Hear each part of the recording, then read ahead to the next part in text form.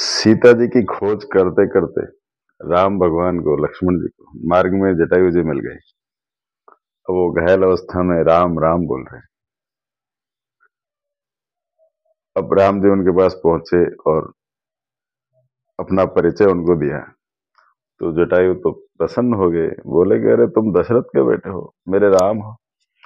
बोले तुम राम मेरे भतीजे हो, दशरथ तो मेरा दोस्त था और देवासुर संग्राम में मैं और दशरथ जी साथ में लड़े थे, तो तुम तो मेरे पुत्र हो।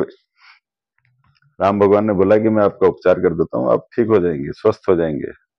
तो जटायु ने बोला कि मेरे राम की गोद में मेरा सिर है और यहीं पर अगर मैं शरीर छोड़ दूं तो इससे बड़ा सौभाग्य क्या हो सकता है।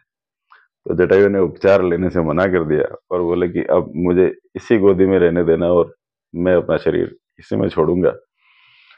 तब राम भगवान ने बोला कि मेरे पिता का अंतिम संस्कार करने का तो मुझे मौका नहीं मिला, अगर आप आदेश दें तो मैं आपका अंतिम संस्कार अवश्य करना चाहूंगा। तो जटायु ने परमिशन दी और ये कहा कि शरीर छोड़ने के बाद मैं जब स्वर्ग में जाऊंगा, वैकुंठ लोक में जाऊंगा, तो तुम्हारे पिताजी दशरथ जी मुझे मिलेंगे। उनसे क्या संदेश कहना है ये बताओ। सीता का अपहरण हुआ ये बता दूं, तुम वनवास में कितने कष्ट उठा रहे हो और मार्ग में उसे ढूंढते हुए कितने तकलीफ पा रहे हो ये बता दूं।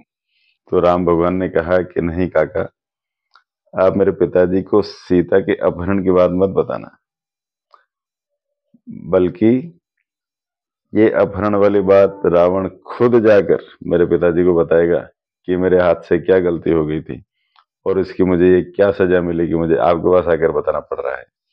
इसे कहते हैं अपने वीरता का पूरा आत्मविश्वास, अभिमान। इसी तरह की कुछ अलग और नई नई बातें जानने के लिए सब्सक्राइब कर लीजिए। जय श्री राम।